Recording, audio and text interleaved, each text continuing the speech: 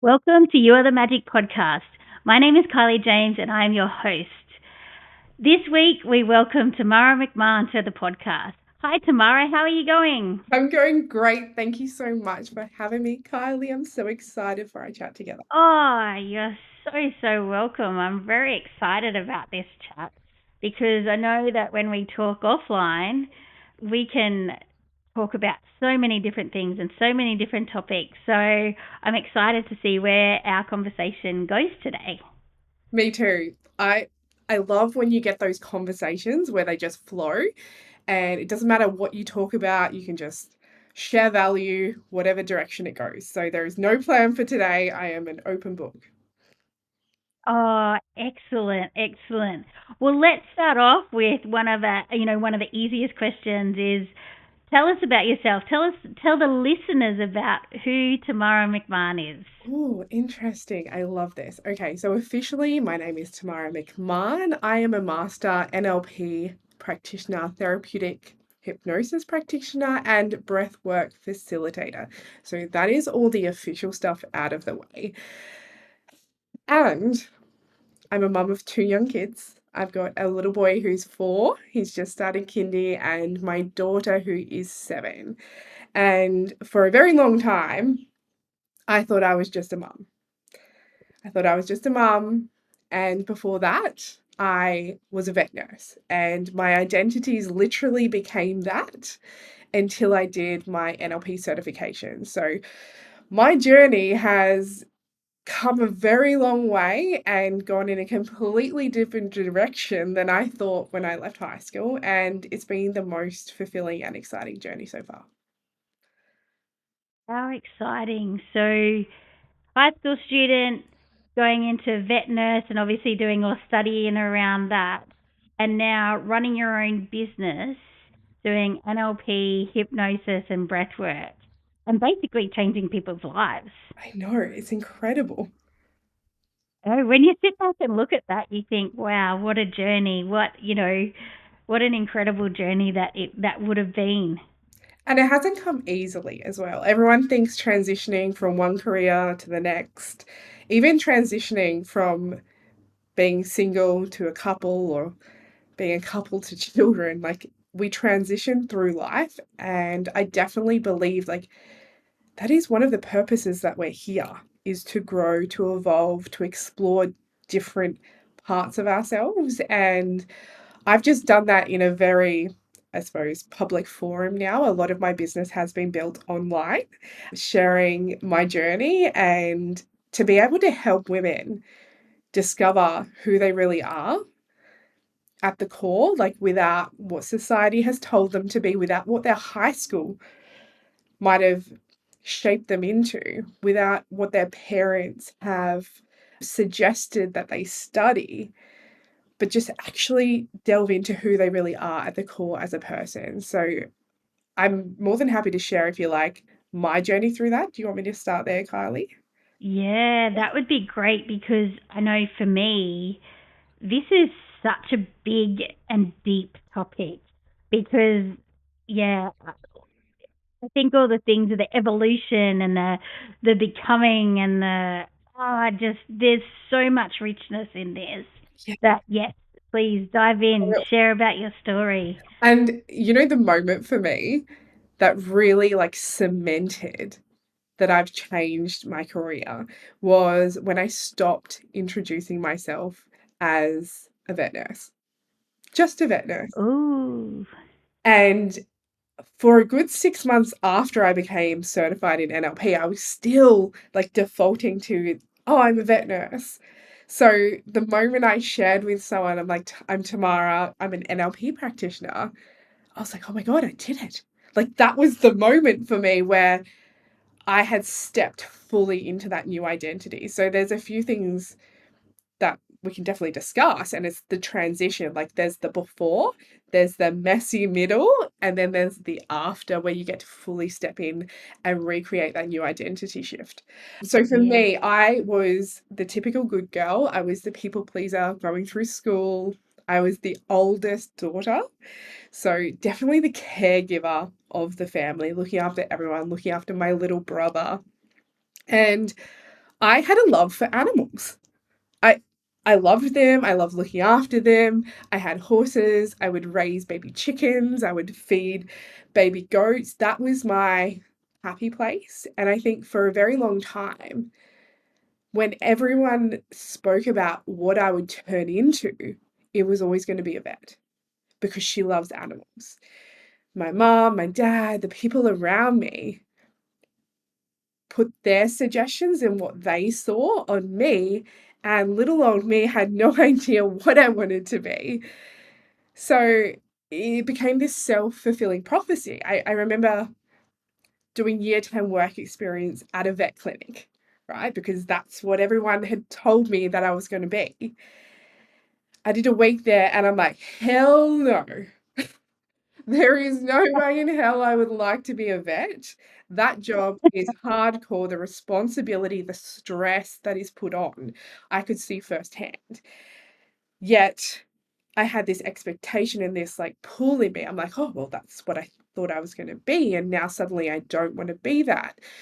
And I got offered, I was a great work experience student and I got offered a job. So after school, I would go clean cages, do the washing in the vet clinic, and I got introduced to that world.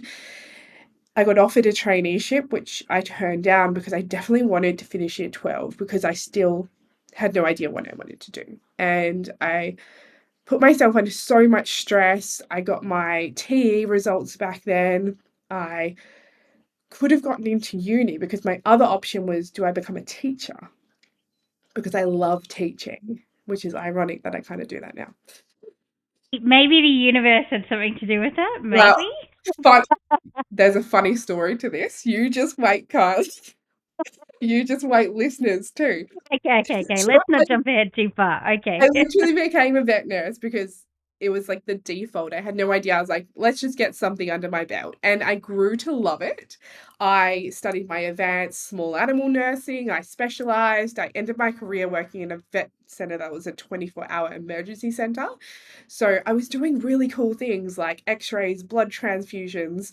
A lot of people don't realize that it's actually the nurses doing those things, not the vets. So I got to do a lot of practical things, but the universe was directing me the whole time. So about 5 years into my 12-year career, I became allergic to animals. I hadn't been allergic to Allergic to animals. anything my whole life, and I became allergic to dogs, cats, and horses and guinea pigs. What? I know. Wow. So I went down the desensitization route. At this stage, I'd actually fallen in love with being a vet nurse because when you become competent at something, you become confident. Okay. And that is where the Yes. love transforms, right? So at this stage, I'd actually really loved this career. And it was super inconvenient for me that I was being desensitized and it didn't work. So after my children, that's when I really re-looked at my whole identity and I really struggled. So, like, postpartum for me was a really interesting time. I wouldn't say full blown postpartum depression. I think it was an identity crisis that a lot of women have moving into, like, you were this one person, and I had created this persona around being a vet nurse and being an incredible vet nurse. And now suddenly that's been stripped of me. I'm no longer working. It's like, who am I with a child? And it led me then to my second child, and my husband works in emergency services. So it made working shift work really challenging. And that's when I discovered personal development. Wasn't until my late 20s that I realized there was a whole industry around personal development. And I binge watched videos. I learned as much as I could. I was like, why haven't I learned this in school? And why am I surrounded by people who don't even understand what personal development is? Mm. And then that led me to sitting in the NLP rooms. And I remember that day so clearly. And it was May Master Prac. I'm sitting in the front row, and you have to answer a whole bunch of questions on the front page of your book. And it's like, why are you here? Like question one. And then there's some more questions. And then the last question is like, why are you actually here? And it was because I wanted to find me. I wanted to find the depths of myself and feel fulfilled. Because up until that point, I had everything on paper and I didn't feel that fulfillment. And the very last day, my husband asked me, he's like, did you find what you're looking for? And I said, yeah, it was here all along. I just couldn't see it. So I didn't find anything more. I just could see what was around me. And that is what's given me the passion to work with women today to help them find what that is for them because it's so unique. I love this because obviously, this podcast is all about you are the magic. Everything is already inside of you. And the whole thing is that we often forget that, or we don't see it, or it becomes hidden, or exactly what you were just saying before. There's all these other expectations that are put on you that are layered, and you lose it. You lose yourself in amongst that. And actually, you know, to come back and ask that question, why are you actually here, or what do you actually want to do, is so powerful and so life changing, basically. It really is. And just being asked that question twice has been really powerful for me. Mm. And I often sit with a question, I'm okay, what should I do here? And then I ask myself, like, is this what I really want, or is this what I think I should be wanting? And it reveals to you layers, like you were talking about. You're like, okay, you might have, your husband, you might have society, you might have your parents, you might have teachers and friends. Like they all have opinions and they're layered. So to get to your core and to allow your core to speak to you or your inner self or whatever that is for you, you have to take off the layers. You have to continue to Yeah. ask. You have to have the drive to peel them off and the radical honesty is what I want to say with yourself. Yeah. Yeah. I love that term, radical honesty, Yeah. because, y- I think there's so many people that walk around with a mask on, Yeah. which is part of the fact that you're not being honest with yourself because you've got this mask covering up who you are, and that mask can look different for every single person. And maybe you've got multiple masks on as well. But to take them all off, there's radical honesty, and there's absolute braveness in all of this as well, in that actually remove everything and unpeel those layers. There's, it can be quite scary in some ways for some people to do that because they've never done it. Yeah. It's a vulnerability piece too. It's like, how vulnerable can Yeah. you get with yourself? And there's Mm, probably some fear around it too. Like, who am I? Am I mm, going to like who I find? mm. Because everybody likes, Am I gonna like who you find? Like, is that as in like yeah, yourself asking yourself that question? Yeah, yeah, yeah. Because at the moment, like, you might be liking who you are, but what are you scared of deep within? yeah.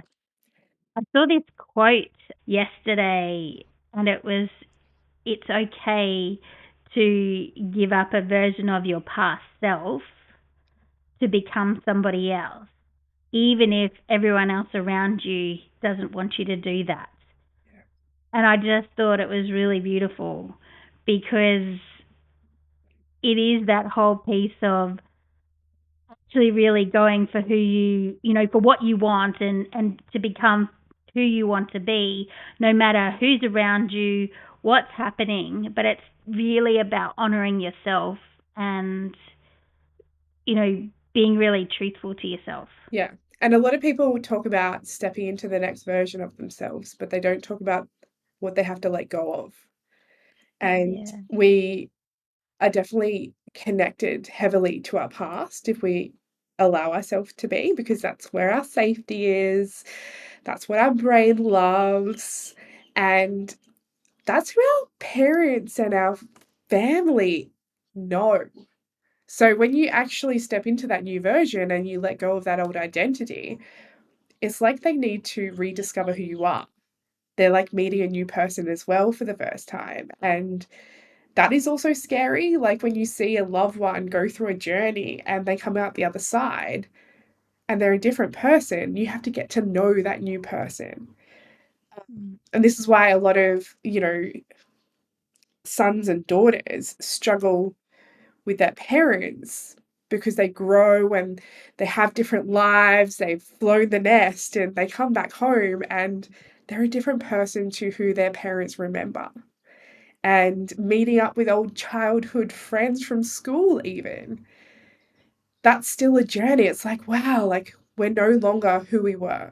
So it's getting to re-know that version of them in the now and to accept Yeah. them and explore them. And everyone talks about, isn't it amazing when somebody can explore their fullest potential? And I love that because I think we're all grossly underestimating our potential. That's another topic. And Yep. Yep. we can only meet people to the depths that we're willing to meet ourselves. And I never quite understood that quote until recently. It's the depth, to get to the depth, it's actually removing things. We always think we need to add things, add a podcast, add a book, add some coaching, add some medication, go talk to somebody, get some counseling and a coach.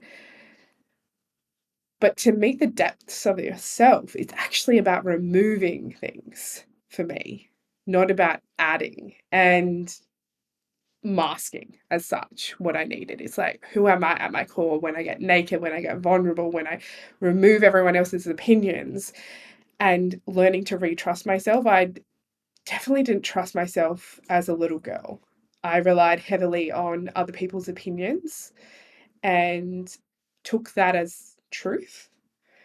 So over the last probably 5 years, it's me learning how to trust myself again, to trust my guts, to trust my intuition, to trust that even if it doesn't turn out, like I got me. I got me. Yep. And that's a beautiful place to be. And it's a beautiful place that I get to help people get to as well. Yeah. I love this. I think this is like really getting to your core and your soul. And it's saying, well, who am I? And really understanding and knowing yourself super, super well so that basically you can step out into the world and say, here I am. And, utilize your gifts to help others, to make the world a better place, and just to make an impact and a difference. I just love that. Mm. And that is probably where, for me, the NLP part became so important. So for me, it was an education piece to start with. Like, I had no idea how my brain worked. I had no idea about amygdala hijacks. I had no idea about the unconscious mind and how powerful that is in running our programs. When I started to understand my patterns and strategies, which I was unaware of, then I had the power consciously to change them. So it definitely started with education for me and to surround myself with people and coaches that could actually give me constructive criticism. That was probably the first time that I reached out to people who actually knew what they were talking about. Because everyone's done it, right? You go to your bestie for advice and they're in Yes. exactly as you. You go to your mum or your dad for money advice and money back then was a different ball game. It was a time where I was like, right, I was getting the right advice from the right people to start that conversation of self questioning. It's the Yeah. ability to really like hold yourself and be like, okay, what else is possible here? I'm thinking this. I'm noticing this. Is this my truth? It's the questioning that really came second for me, which allowed me to then change the outcome and to change my thought patterns and habits and to create the life that I've created. Because a lot of NLP is unconscious mind work. And I came from a medical background, and unconsciously and hypnosis and breath work requires a level of faith. And I came from a black and white vet nursing medical background. So blending those two together was a journey alone. Yeah. Yeah. Yeah. I, What's kind of coming through for me as you talk, like there's been this sort of thing that I've been talking to a lot of people and clients about at the moment, and it's this dancing with chaos and calmness and how you want to be in the moment. And what's coming through as you're talking, it's about actually seeing what's happening around you and saying, how do I want to react? How do I want to respond? How do I want to be? And then you choosing that. yeah. And so, if you're in a world of chaos, do you want to react in chaos? Or do you want to make a different choice? And so, how do you go about doing that? What does that mean for you? What does that look like for you? Yeah. And it starts with curiosity. Like for me, it was Mm. getting curious and doing experiments for myself. I'm like, oh, okay, so I'm feeling this. What else is coming up for me here? Or what if I reacted calmly in chaos? Let's just try something new. Mm. I have this love-hate relationship with affirmations. So everyone says when you're on your personal development journey, everyone says to do affirmations in the mirror. And I remember trying. It was so funny. And I was looking at myself, I'm like, you're beautiful, you're beautiful. And I'm like, you're just an idiot. Like, I can't believe you're doing this. So this internal voice is like really fighting. And what no one told me at the time is, especially as Australians, we have a bullshit filter. We can smell bullshit a mile away. And we have a Yes, we struggle do. trusting, right? So when we're standing in front of a mirror telling ourselves something that we don't truly believe at our core, it's actually going to have the opposite effect. So it's going to Mm. reinforce the stupidity, that self-talk that you're saying after the affirmation, not actually the affirmation. So what I learned is to add a bridge. So if you believe perhaps that you're not beautiful and you want to become beautiful, but that's too much of a stretch, what is something that could open curiosity in the middle and be the bridge between the two? So for me, that was, what if I could be beautiful? What if I am beautiful in a different way? And opening that curiosity to then be able to step into that, affirmation that I ultimately want down the track. So, So it's kind of like being the person before you are the person, but help, guide you, kind of hold your hand along the way until you believe it. yes. And that's where the curiosity comes in. You're like, okay, what if I could be beautiful, Yeah. could be smart? What would that look like for me? And what if I am really smart in other areas that I'm not willing to look at? And realizing that you actually are, but it's not that solid, like, I'm smart in the mirror.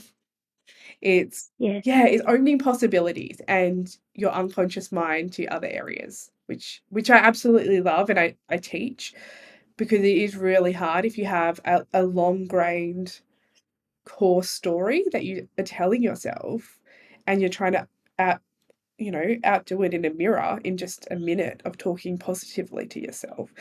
And for me as well, it's an ongoing process, which no one told me about. So if you're listening to this, like I still, yesterday was faced with another level of a core wound of mine, which is not good enough.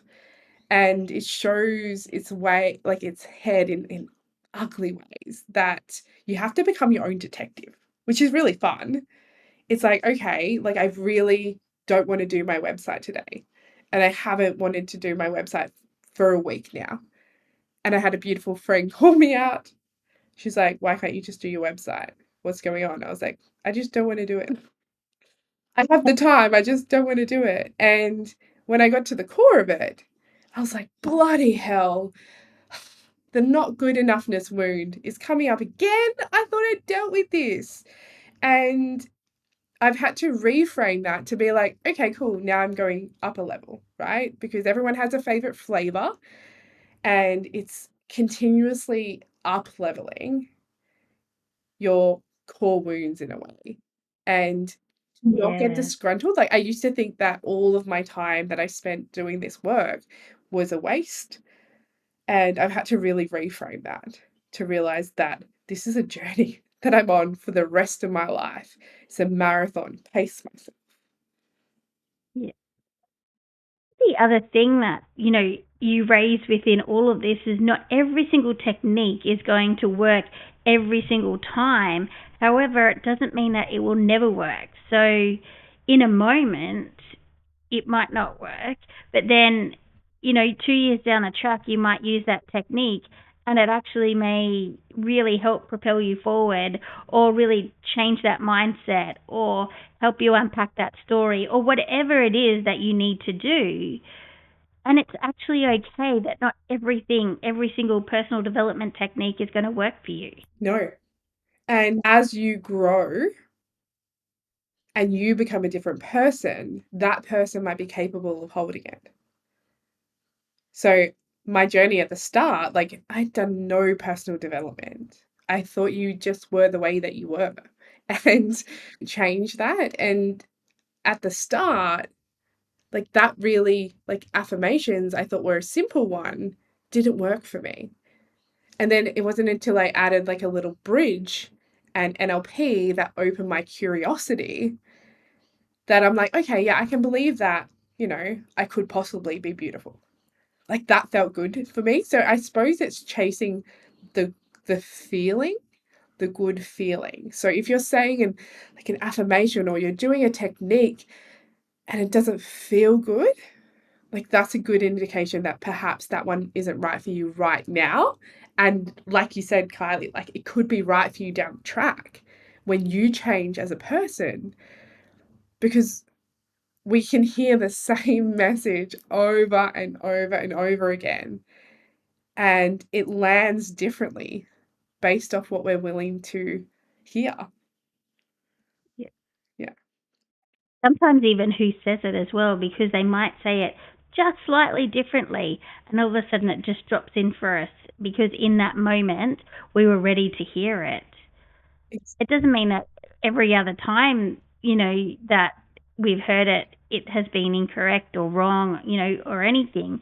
It's just in that moment we were ready, we were open, we were ready, and we heard it yeah. and we allowed it to come in. And that kind of leads me on a different track, but let's just go there. Yeah, yeah, let's do it. We are being bombarded with more information than ever. So, social media, television, newspapers, like books, podcasts, that I know from a marketing point of view, it takes 28 views or something ridiculous for us to take action. So, if we see an ad on, like, say, Facebook or whatever, it takes us 28 times to see that on average for us to buy. Whereas back in the day, it was 3. Yeah, wow. So, like, there's a huge discrepancy there. And I feel like possibly we're learning to filter out a lot of information, and our brains have never been working at this capacity before. So, what we absorb is really selective. And we need to hear Yeah. that same thing over and over and over more times than perhaps we did when we didn't have access to this level of information. It's like info Uh, overload. Does that make sense? Absolutely. Yeah, absolutely. Yeah. Because you're right, the internet, AI, all the technologies that are around nowadays, there is so much that we're just consuming. And we don't even know that we're consuming most of it. TV, all the messages within all of those, whether it be an ad or a TV show, a movie, we're consuming so much that we don't even know about it. It's like, well, our brain has to filter out what it needs to know right now versus what it can know later on, and put in the bank at the back and maybe bring back out when it's ready. And there's also a discernment, right? There's a discernment piece where, like, can we trust what we're getting. But as AI now progresses and we're getting these beautiful like reels of, celebrities not even saying the things they're saying, part of me is like, can I even trust this as truth? So I'm having like almost a double process. I'm like, I really love what they're saying. And did they actually say that? Or is this just AI? Or has this just been edited? And yeah, there's a lot True. going on to actually get to Yeah. the truth. Like back in the day, it was relatively easy. Like I remember doing a school assignment in year seven, going over to my nan's house, going into the spare room and getting out the encyclopedias because that's how you did your research back in the day is through old encyclopedias. So all us grandkids would go over to my nan's house. Whereas now you can Google and you can get a million bits of information. You can find literally anything that supports your point of view these days. If you're for vaccinations, you'll find papers that will support it. If you're anti vaccinations, you'll find papers that will support it. You can literally find so much information that it comes back to the core reason like, what do you actually believe? What do you This think? is so true. I had this conversation with a client yesterday about this exact thing, and it was around the topic of I'm too old to get another job. They're not going to want to hire me. Now, this person was in their mid to late 40s, which I wouldn't consider old. However, they're comparing themselves to someone who's just coming out of university, and so they had been online, I think whether it be LinkedIn or Google, there was probably multiple different articles. And they said to me, I'm not going to be able to find another job. And I said, what makes you think that? Oh, well, I've read all these articles and they're basically telling me that companies are ageist now. And I'm like, all companies? Like, so this article is saying that every single company in the whole of the world, Australia, is ageist, and they're not going to want to hire anyone in their 40s anymore. And when I was talking to her about that, she's like, oh, that, that just doesn't make sense then, does it? And I said, like, think about what you're consuming and what you're reading, and then how you're internalizing it and how you're processing it, and then making decisions from that. But this person had put themselves in basically a state of fear, saying, I'm not going to be able to find another job because of my age, because of everything that I've read. And I think ultimately they'd only read maybe 2 or 3 articles. Yeah. And so it's really interesting Yeah. how all the information out there can actually really change how your brain works, and then what your perspective is on life and topics, and then be able to basically influence how you make decisions around your life. So one of the great things about our brains is that it creates pictures, right? And I like to liken that to an analogy of a jigsaw puzzle. So she might have read one article and she's created a jigsaw piece there. She might have had a comment from a colleague about, how hard it is to get a job. She might have read it somewhere else. She might have seen her friend struggle to get a job in her 40s. And she's got 4 pieces of a 500-piece jigsaw puzzle, which you wouldn't be able to create an image with, but our mind's so clever that it fills in the blanks for us and fills Yeah. in the blanks with perhaps incorrect pictures and pieces that don't actually make sense. And it's not until you have that self-awareness or a coach like you, Kylie, who can just question you and be like, really? Is that true? No one? And then you realize you're like, oh, I created that whole situation of fear, that whole jigsaw puzzle with just 4 pieces.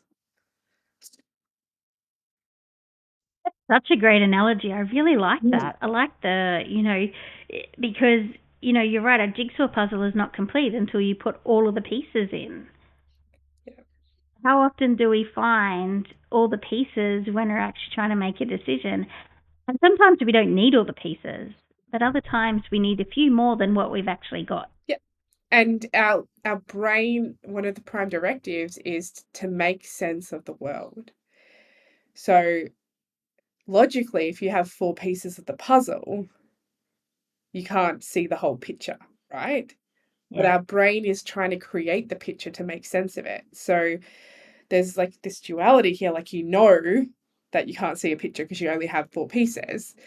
But then your brain's like, let's just create a story because I need to make sense of it. And then this whole image that isn't necessarily a reflection of the truth. Yeah. I got stuck in this loop. I thought motherhood was hard. I thought raising a baby like was challenging and the sleepless nights, and I thought I had to have my baby sleep in the crib, not co-share in the bed. I thought relationships would be strained. And I realized that I was just hanging around those people. So there was this time, I'll share the story, where I was sitting at a table at a cafe with my bunch of mother group friends. So we all got together after the I think 6 week program. We decided to continue it at the local cafe. We would all bring our prams, we'll have a hot coffee, and we'll just talk. And I had to stop going to those because I realized that it was just a complaining fest. Everyone was complaining about like their husbands not doing things, their babies not sleeping, and you definitely need to vent that. But there was very little celebration. There was very little, if they celebrated, one of the babies crawling, then there was an automatic assumption you're like, my baby's behind. And it really brought this interesting dynamic. I'm like, is this serving me? I had to really sit with that. Is this serving me? And what do I want to be feeling in my mind? Because I was walking away from those sessions feeling drained, like complaining and negative. And that was also probably a highlight to me that we need to work out in our lives what is giving us energy and what is taking our energy. And, there's an analogy of the cup. I don't know if you've heard that, Kylie. Like what is adding to your cup and what is like the holes in the side that are draining Yeah. without you possibly being aware. And I Yeah. wasn't aware. Like I have so much compassion for me back in the day because I was literally doing the best I could with the resources I had at the time. I just wasn't aware of it. Yet my body was. My body was really like drained. It's not who I wanted to be. I feel like we all fueled off each other. Like we all, Yep. all it takes is one person to step back and to change that narrative, and that gets to be you.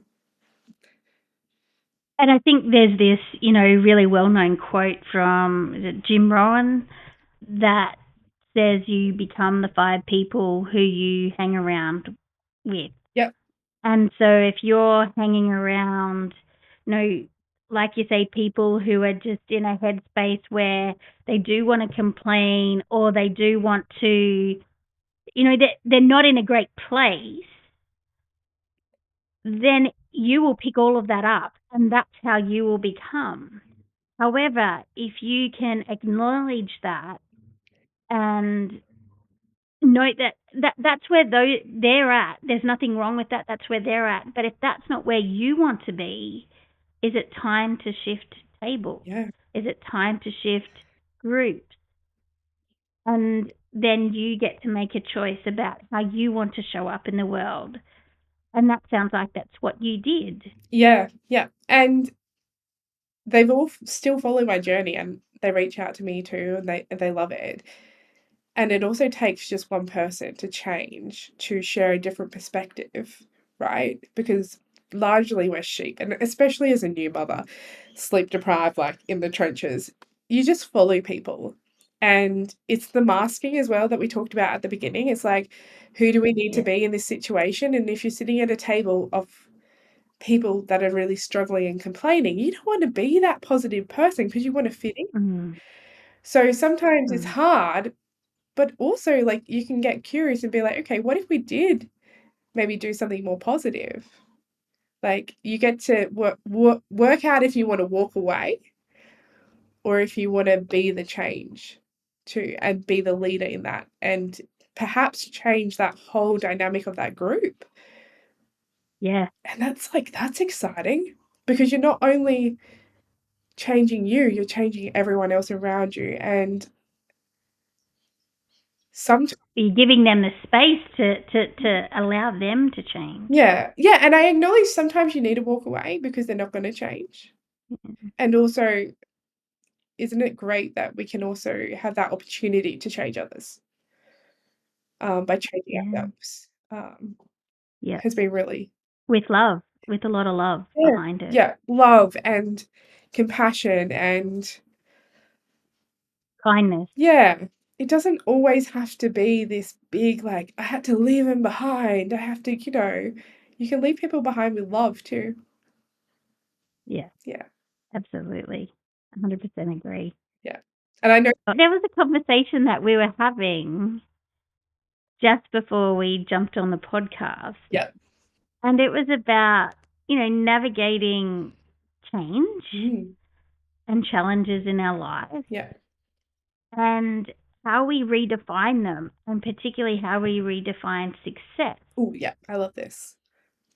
And in some of this kind of intersects with what we were just talking about there around having to change tables and whether it be letting it doesn't even have to be people, it might be places or things or jobs or careers, like whatever it might be, leaving them behind so you can take that step forward, or redefining what it looks like. And like you said, you don't have to dislike the situation or the people or anything to say goodbye, but you do have to take that step back or sideways or whatever it might be. Something has to change to then be able to allow yourself to take a step forward into what could be the new version of you or the new version of success or however you want to define that. Mm, So I'm curious about delving into that a little bit more yeah. and whether you've got some thoughts to share around I always have this thoughts. topic I always at have all. thoughts to share, Kylie. Yes, I always have thoughts. I read a beautiful quote from Will Smith, and it talks about everybody knows about rock bottom, and they think that's where change happens, and it definitely can happen for a lot of people, is when they hit rock bottom. And the hardest place to change from is the middle, when things aren't that bad and they're also not that great. And for the very few that actually reach the top, he refers to it as cliff top. You no longer are chasing, and you get there and you realize you're like, wow, I've actually made it. And then you have to really look at yourself. You're like, now what? Like, what is the purpose of life now? You get to really dig deep when you're at the top because you've achieved everything that you wanted to achieve. And it's almost the same feeling as rock bottom, where you're searching for something, but you're no longer searching for external things like a job, career, family, whatever it is for you. You've achieved it. And you're searching for the feeling of who you are deep within. And that's a really special place to get to. And perhaps not a lot of people actually get that because they're so fixated on climbing the corporate ladder and going places that when you do achieve any goal, you start to wonder for what purpose or now Yeah. what. Yeah.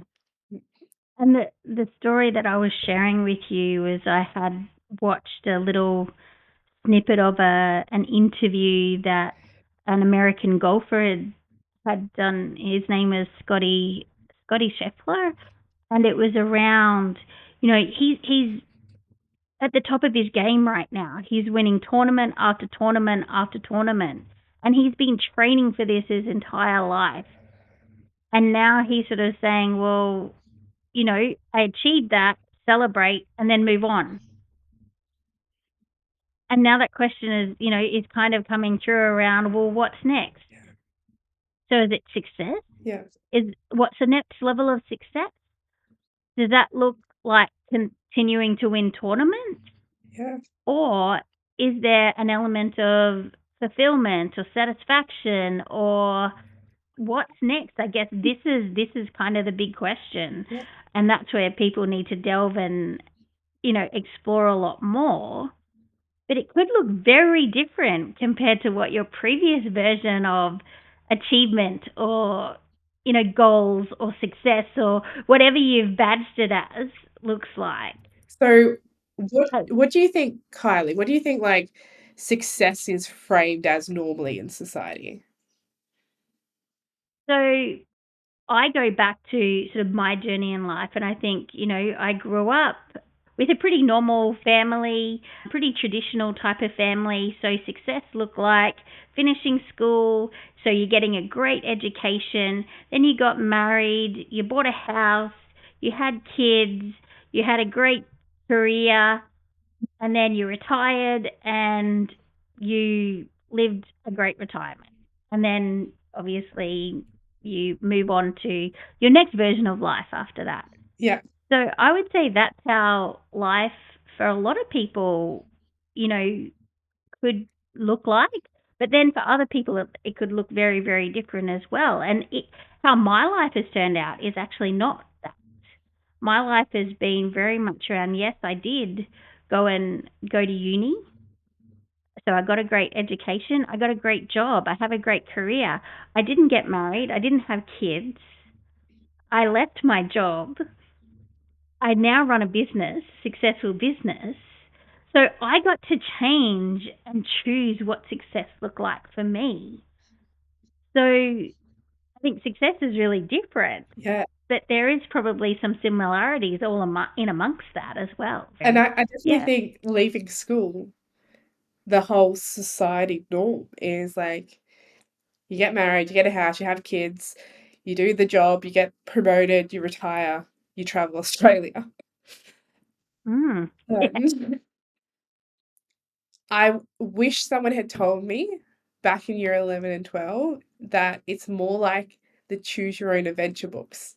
You know, the ones that you Oh, used to yeah. get that used to be like, Yeah. now go to page 16 if it's you turn left, and then you go to page Yeah. 16, and then you're all over this book because that's what life gets to be, is to choose your own adventure. Like, no longer are we looking at, the stock standard book, right?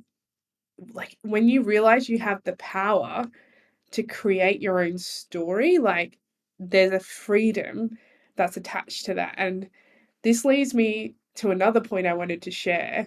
Actually, I didn't want to share it, but it's come up and it's been on my heart for a long time. So I'm sharing it. Let's go. Everybody, Bring it. Come on. I'm so excited about this one. Everybody talks about freedom, okay? And for me, freedom was realizing that I have the ability to choose anything and we don't have a limited amount of decisions. Not like three wishes and a genie, we get unlimited decisions. And when I truly understood this, I felt free, right? Like I was like, oh my God, I could get on a plane tomorrow, fly to Europe. I could not go to work today. I could choose not to feed the kids. This is epic. And What? I have this unlimited amount of decisions that I can make. I could choose to sell a house tomorrow. I could choose to move out. I could choose anything. And then comes the second part where you have the ability and the knowledge to understand that you can choose anything. And then you're like, feel the weight of possibility. And no one Yeah. talks about the weight of possibility. They talk about the weightlessness of freedom. And lately, I've been feeling the weight of possibility. I can literally Yeah. choose anything. I can go to that, like, pick your own adventure and continue to change my mind. And with that, like, my whole world almost just like exploded. I was like, wow. Like, This is cool. yeah. And also, like, can like somebody just tell me what to do? Because this is hard. It's hard when you Yeah. realize and you truly realize to your core that you can do what the hell you want to do. Like, yeah, there's a lot. And you know, when you truly understand it, you can bounce back from anything. Like that's freedom and it's also like, wow, what do I truly want? That's when you have to meet yourself and really work out what you want. And sometimes that looks like going down the wrong road, turning a different page. And then you're like, I changed my mind. Let's go back this way. I listened to meditation today and they come to a fork in the road.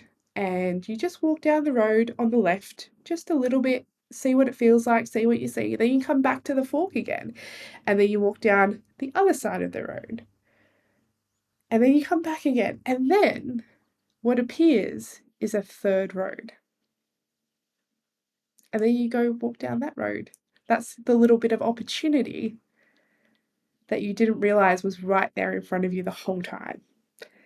We often think we have two options, but we have so many options. And sometimes we Many have to more. walk down those roads, experience them to realize they're no longer for us. And I did that a little bit with network marketing. So after I had my child, I delved a little bit into network marketing and was really successful, earned some free trips. It wasn't really my passion. What my passion was to help mums at the time. It's now broadened to women all over Australia. I remember when I had my first international registration to a masterclass and it just like melted my heart. I was like, oh, I've gone international. But like it's now to like women because when women heal, like we heal the world. Okay. Like as much as I'm not a men basher or anything, I think that definitely needed. I think women are the leaders. We are the secret leaders in the home. We are the healers. There's way more women doing this work than men. Okay. Yes, there's still men doing it. But largely as a society, it's the women that are breaking these generational like beliefs that are coming through. We're the ones raising the children to be the next generation, right? It's where the impact lays. So, like, this is why I'm so passionate about women in particular, because I believe this is where it's at. You know, it's up to the women to have the difficult conversations with their husbands and the men in their life. And we get to lead that, and that is actually really special. You know, what is it? I don't know what it was, but you know, all the ancient mythologies and whatever, there's always a strong woman. Or if there's not a strong woman, Yep. there's a man. There's actually a strong woman next to the man with their hand on the back because it's the woman. Absolutely. And yeah, so like, yeah, it's okay to go through different paths and try them out. And that's how I've gone through life. I've tried multiple different things, explored them to their completeness that they are, and then realized I'm like, I don't want to do that. I went to the top of the career, my vet nurse career, and I got there and I was like, I don't want to do that anymore. Network marketing, and I really love what I get to do now because every time I finish a call with a client, I just feel so fulfilled and to see them flourish. I don't think you can ever replicate that feeling, hey Kylie. I agree. It's just, it, like, my heart is so happy when I watch a client, get what they want or achieve something that they never thought they could do. And what the other thing that's coming through for me when you're talking and while you've been talking has been, whether it be society or, school or, if we go back to the very start of our conversation where we talk about the expectations of others that we allow to be put on to us, it's like we just need to be brave to actually start taking those walls down. Mm, The walls of expectations, the walls of the stories, the walls of the we're supposed to do this. And sometimes it's also the walls of the I should do this because that's what everyone else is doing, or I should do this because that's what everyone expects of me, or whatever it might be, whatever those stories are that's going on in your head. But if we can be brave and take those walls down, this is where what you're saying is the possibilities or the options start to open up, and we get to see so much more. Our vision just goes so much wider Yeah. And all of a sudden, we don't have choice A or choice B anymore, or we don't have black and white. We have the whole, And sometimes, yeah, we had the whole kit and caboodle kind of thing. And it's just it's like you say, sometimes it's a little bit scary because then you start to feel the weight of it. yeah. Yeah. However, you also get to reap the rewards of it as well. Yeah. And so that's where you start to lean into your community around you. You know, those people who you can tap into to ask for advice, or, hey, come and throw these questions at me so you can help me work through what's going on for me. Yeah. And that's beautiful. Yeah, and I'm gonna also add a little frame to the weight. Like it's a weight of possibility because you realize that you can do anything, and that weight necessarily isn't bad. No, Like that weight is absolutely not. like, wow, like this grounded power is what it feels like in my body. It's like I can do anything. And isn't it great that we can explore so many different options? Whereas if you had like a two-page book, like that book's going to be over very quickly. Like the moment that you realize you have this beautiful, you know, novel to explore, like that's exciting. And I think it's a luxury, right? When you're stuck in the day-to-day grind, if you're stuck financially, like whatever it is for you, it can feel like your options are limited. And when you start to explore possibilities, and yeah, bravery, like let's touch on that again. Like, how do you become brave? It's the action. This is a huge part people miss. It's like you can have that book of choose your own adventure, but unless you physically turn the page and go to that and take the action, you're never going to know how that story would have ended, right? And everyone just likes to intellectualize their decisions. They like to just like, okay, let's just like meditate, let's just walk down that path and see what it's like. Sometimes you have to physically walk that path. You need to physically feel and learn the lessons of going down that path to realize that it's not what you wanted. Okay, like hindsight's brilliant. You can look back and you're like, oh, we shouldn't have done that. However, we're failing to learn the lessons of going to do the thing, right? I've just Absolutely. started running mother-daughter circles up in Townsville, and it's beautiful.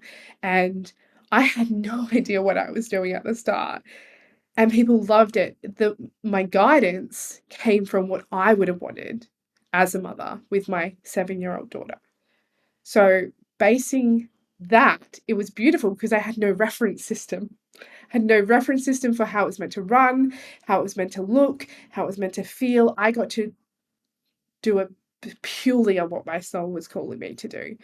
And I loved them. And now I've experienced the power of that from the action I took to do it. Like I could have sat in my head, planned all these grand circles, and I still wouldn't have learnt the lessons I've learnt from just getting in there and running the event, talking to people, Yeah. the bloody thing, because it's a part, like this is a great place to end on. Like it's a part so many people miss is the action piece.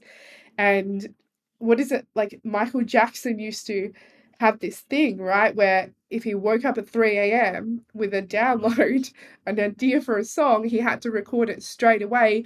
Otherwise, he believed the idea would be given to Prince. Have you heard of that? Yeah. Really? Yeah, So wow. he believes that, if he didn't take action on that, like, thought that he had in that moment, no matter if it was day or night, that would have been given to somebody else, right? Because how, like, if Mm. someone else was running a mother-daughter circle, I would have been like, oh, maybe, imposter syndrome, maybe that's not for me. But I just went ahead and run it. And I didn't put thought into other people who were running it because no one can do you. That's one thing people can't ever take away from you is you, the way you deliver it. This is why people prefer different coaches. People might really love Kylie and other people might really love Tamara, and it's because of our essence in the way we deliver. Ah, you've said it beautifully. this is the whole experience that I've had with this podcast. I've been sitting on releasing this podcast for a long time, and I just had to do it. And is it perfect? Probably not. Is it perfectly imperfect?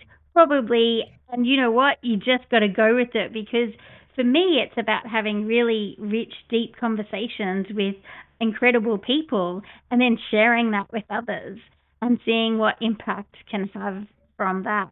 And I guess, if you don't do it and you never give it a go, then you won't know what can happen. And like you say, you won't be able to improve. You won't be able to grow. You won't be able to, take life to that next step. Yeah. Yeah. Like, it all compounds. I was reflecting. I was like, I used to like specialize in euthanasias as a vet nurse. Like, I love creating that space where they could let their dog go peacefully, or their cat, whatever that was. I would love holding people in that space. Like, that was my jam. And now I get to Yeah. do that in the mother-daughter circles and hold space.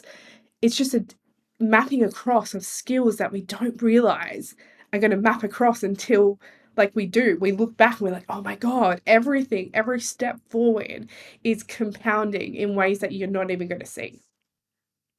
Yeah. Oh, this has been such a magical conversation. Thank you so much for joining us. I'm going to ask you one last question before we do go, though. And you probably touched on it already throughout our, the last hour or so that we've been chatting.